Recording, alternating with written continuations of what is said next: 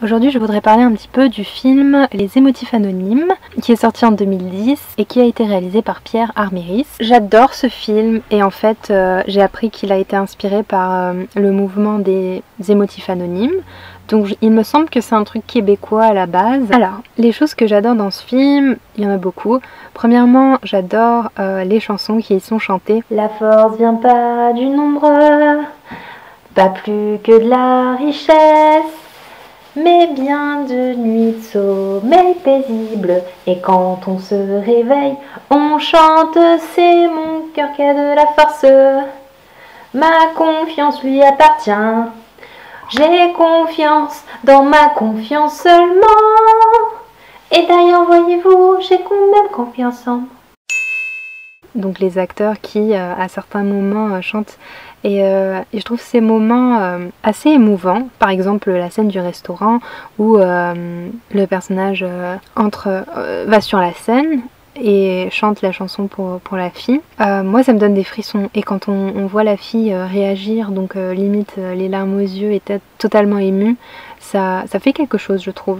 Et pareil, quand elle chante aussi, quand elle a eu un petit succès, je trouve que c'est extrêmement bien fait et que c'est une idée excellente. Ce qui est aussi pas mal, c'est les décors, la façon dont les acteurs, les personnages sont habillés. On dirait vraiment pas qu'on est en 2010, c'est un peu vieillot, un peu vintage et je trouve que ça donne aussi un peu de charme au film. Et aussi, pour moi, ce film est vraiment drôle et vraiment amusant. Et c'est pas, l'idée n'est pas en fait de se moquer des personnes sensibles, des personnes émotives.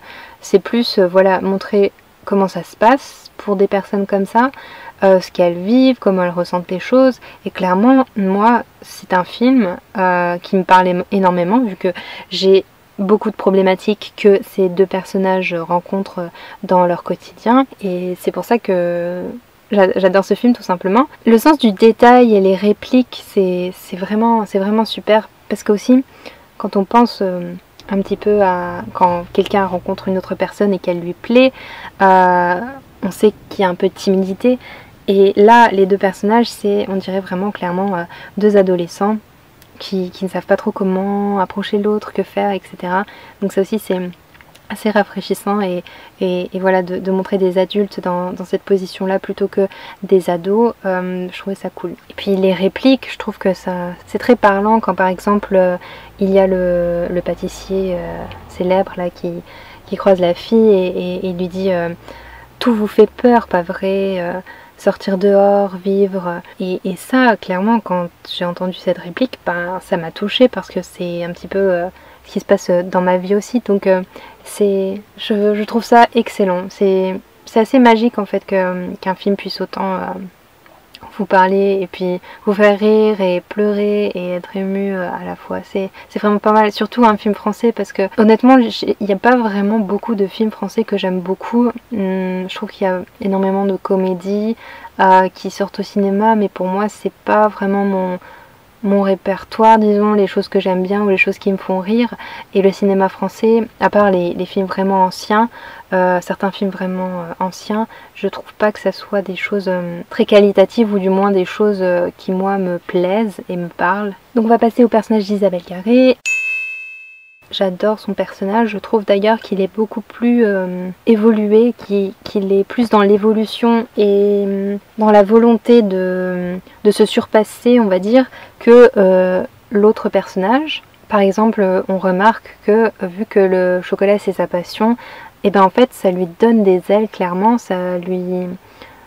elle a moins peur, vu que c'est sa passion, elle n'a pas peur en fait d'être en confiance. Ce qui est vraiment bien, c'est quand elle dit aussi, comme dirait l'ermite, le chocolat, il ne faut pas en avoir peur. Alors que l'ermite, c'est elle, donc c'est elle qui a inventé cette réplique. Et donc voilà, ça montre vraiment qu'elle est en confiance parce qu'elle maîtrise ce sujet et peut aider et voilà, parler de ça aux autres sans souci et vraiment sans même penser que oh je suis émotive. C'est vraiment, ça passe vraiment en second plan, c'est même oublié parce que en fait le cœur de ce qu'elle fait c'est le chocolat et donc elle n'a pas peur de se mettre en avant par rapport à ça lorsqu'elle est entourée d'autres personnes. Et aussi ce personnage est vraiment super mignon dans le sens où c'est une bonne personne. Par exemple, les chocolats de l'entreprise où elle vient travailler, ben, ils ont mauvaise réputation, c'est pas des chocolats super bons. Et elle, plutôt que de dire, ben ouais, c'est un peu merdique ce que tu fais, elle le défend, elle dit non, non, non, c'est bien, mais ça peut être encore meilleur. Et elle ne rabaisse aucunement les autres alors elle se trouve dans l'excellence en fait. Elle sait très très bien comment il faut faire les choses et comment améliorer les choses. Quand elle dit par exemple il n'y a pas de mauvaises idées, il y a juste des idées, etc. Ça montre vraiment une attitude très assertive et je pense que dans son passé, donc on le voit à un moment on rencontre sa mère qui n'a pas beaucoup de respect ou de considération pour sa fille, puisqu'elle arrive avec son copain et voilà, ils sont dans la cuisine en train de se bécoter grandement quand sa fille arrive et clairement elle l'infantilise beaucoup et voilà, c'est pas... En fait, on peut s'imaginer quelle enfance Angélique s'imagine un peu l'enfance qu'elle aurait pu avoir avec une mère comme ça, les relations qu'elle a pu avoir par le passé, qui ont fait qu'elle est aujourd'hui comme elle est. En tant qu'adulte, elle essaye voilà, de peut-être pas reproduire un schéma assez négatif et infantilisant des autres, mais plutôt encourageant, essayer de monter, de tirer les gens vers le haut. Il y a juste un moment où j'ai pas vraiment compris. En fait, elle est tellement amoureuse du type et je crois que c'est la seule chose vraiment, à part son métier, excitante dans le sens vie personnelle, vie amoureuse qui lui arrive, qu'elle pète un peu un câble dans l'hôtel où elle est... juste après qu'ils aient fini de faire l'amour, en fait, elle dit oui, on aura combien d'enfants, qu'est-ce qu'on va faire, etc. Le truc vraiment flippant, quoi. Et elle se permet d'être vraiment elle-même sans avoir peur. Et ça c'est cool parce que souvent dans le film c'est vrai, souvent, à quelques reprises elle dit non mais je suis vraiment trop nulle et puis elle arrête pas de penser à ce qu'elle projette aux autres et à se critiquer parce que au final elle ne s'aime pas trop elle-même. Et il y a une phrase qu'elle dit qui m'a beaucoup marquée et beaucoup plu, c'est vers la fin quand elle lui dit je t'aime beaucoup mais je ne veux pas me noyer, même avec toi. Et je pense que c'est vers cette fin du film qu'elle apprend à se respecter et à s'aimer parce que elle veut évoluer, elle veut grandir, elle ne veut pas rester dans ce stade d'émotive et voilà, de personnes très coincées et très peureuses, etc. Elle veut évoluer et ça montre avec cette phrase que même si elle aime quelqu'un, elle ne veut pas en fait dépendre de cette personne et qu'éventuellement cette personne soit... mauvaise pour elle dans un sens. Et ça je trouve que c'est une vraie preuve d'amour pour soi, de se dire j'accepte d'être toute seule si les choses doivent se passer comme ça parce que ma vie est importante et je suis importante. Il y a des gens partout autour, je crois, qui se demandent ce que je suis en train de foutre. Alors pour l'autre personnage, il est extrêmement marrant, je trouve qu'il joue très très bien et cet acteur, il est belge je crois, je ne suis pas sûre. Mais en gros, voilà, j'ai aussi bien aimé ce personnage. Il est, j'ai l'impression, beaucoup plus introverti que la fille. Mais il le montre, mais il le cache un petit peu mieux, j'ai l'impression. C'est aussi intéressant quand il va chez le psy et il attend en fait que le psy lui donne des exercices parce qu'au final, il est enthousiasmé par ça. Il se dit « Ah, un challenge en plus, c'est cool !» Et voilà, offrir un cadeau à quelqu'un, toucher quelqu'un, etc., ben, ça lui fait du bien en fait, c'est quelque chose qui l'empêche de stagner. Et pareil quand il raconte chez le psy son histoire de son enfance, etc., où son père n'arrêtait pas de répéter pourvu qu'il nous arrive rien, et ben clairement on comprend pourquoi aussi en partie il est ce qu'il est aujourd'hui. En tant qu'adulte, il a très peur, il dit qu'il a peur de l'intimité, il a peur qu'on le découvre en fait. Donc ça a beaucoup de sens. Puis franchement, encore une fois, quand il monte sur scène là pour chanter la chanson, je trouve ça magnifique, ça remplit d'émotions et c'est très très bien fait. Alors maintenant on peut un petit peu parler de... leur relation. Et aussi, je voulais dire, c'est vraiment super que au niveau des collègues de travail, des gens qui sont autour des deux personnages principaux, que ces personnes soient des personnes gentilles et bienveillantes, parce que c'est vrai que dans le monde d'aujourd'hui, je trouve, s'il y a des émotifs, souvent les autres ont tendance à un petit peu se moquer, critiquer et voilà, pointer du doigt et pas être vraiment dans l'entraide ou quoi que ce soit, mais plutôt hypocrite, je dirais. Et là, c'était vraiment chouette de voir des personnages, donc les collègues de travail qui sont vraiment dans le soutien et voilà, ils acceptent leur chef comme il est, même s'il est très spécial. Ils se regardent un peu bizarrement, mais ils sont pas en train de passer leur temps à se foutre de sa gueule ou quelque chose comme ça. Donc c'est cool. Et donc pour en revenir à la relation des deux, je la trouve vraiment assez intéressante parce que déjà, je trouve ça super quand deux personnes se rencontrent et ont une passion commune, que ce soit, je sais pas moi, le sport, que ce soit les voyages. Là, ici, c'est le chocolat. Et je trouve que ça rapproche et ça amène encore plus de complicité. Donc c'est vraiment chouette. Et l'une de mes scènes préférées quand ils sont ensemble, c'est quand à un moment, donc ils font la nouvelle gamme de chocolat et ils les mangent pour voir si c'est bon. Et en fait, il y a tout un passage en fait d'allusion sexuelle, mais caché, on va dire, c'est tout dit implicitement.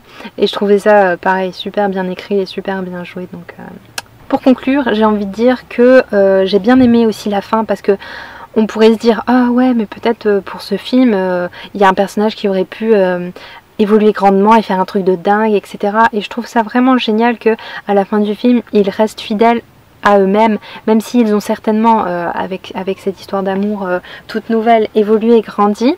Voilà, c'est pas un changement drastique, c'est très infime, mais voilà, je trouve que c'était un bon choix du réalisateur de pas, je sais pas moi, inventer un truc genre la fille qui passe à la télé ou que tout le monde apprend que c'est elle l'ermite ou quoi que ce soit. Vu que la dernière scène c'est quand ils s'enfuient de leur mariage, je trouve que c'est voilà, encore une fois très fidèle au personnage et très réaliste. Et puis enfin je pense qu'on peut aussi se poser la question de savoir si voilà, si on est émotif et qu'on n'a personne en fait dans notre entourage pour nous tirer un peu vers le haut, par exemple le personnage de la fille, en fait elle adore le chocolat et elle a un don en fait pour en faire et pour faire des trucs chouettes, mais si un professionnel ne l'avait pas repéré, et bien peut-être que voilà, son histoire, elle ne serait pas devenue connue, la légende de l'ermite n'aurait pas existé, etc. Et j'étais en train de me poser la question de savoir si, supposons, je sais pas, on n'a pas de talent, on est, je sais pas moi, tous les jours à la maison, etc. Je pense que c'est difficile d'évoluer et d'être heureux si on est vraiment très dans le négatif, voire dans la dépression, et on se dit ah oui mais moi je suis extrêmement sensible, je veux pas sortir de la maison et il n'y a personne vraiment qui me pousse un petit peu, on va dire. Je pense que c'est compliqué. Là le premier personnage a été en fait découvert et le second personnage en fait avait déjà une entreprise de ses parents, je pense, ou alors il l'a créée. Donc dans ce cas là c'est vraiment c'est vrai que c'est une bonne question que je me pose, mais je pense quand même que c'est un truc de famille. Mais si ce n'est pas le cas, franchement, la personne a beaucoup de mérite parce que ouvrir sa boîte, développer ses trucs, ça demande beaucoup d'assurance. Et quand on a voilà, des soucis un petit peu pour vivre avec les autres et être bien avec soi-même et les autres, ça peut être très compliqué. Et là, il gère au mieux et il réussit à tenir sa boîte. Bon, on dit que c'est un petit peu ça commence à être en faillite, mais pendant des années, il a réussi à la développer et à vendre ses chocolats et donc il n'y a pas eu de soucis. C'est aussi des questionnements comme ça que je me pose. Comment tout ça a évolué, comment ça se passe pour des personnes voilà, qui n'ont pas de talent et qui n'ont pas de soutien, que ce soit familial ou amical ou professionnel, etc. Je pense que c'est beaucoup plus compliqué et c'est dans ces cas-là que j'ai l'impression que la personne doit vraiment essayer de trouver la force en elle pour se motiver et trouver un sens à sa vie, parce que je pense que c'est vrai qu'une fois qu'on a trouvé sa passion et on fait tout pour en vivre par exemple, ça devient beaucoup plus facile pour être heureux et donc ça s'enchaîne pour être épanoui et pour voilà, être bien dans sa vie, bien dans sa peau. Donc voilà, j'espère que c'était pas trop brouillon et que c'était compréhensible. Voilà, si vous avez vu le film, dites-le moi. Si vous avez aimé le film, dites-le moi. Si vous n'avez pas aimé, dites-moi pourquoi. Voilà, j'encourage vraiment les gens à le regarder. C'est pas un film que...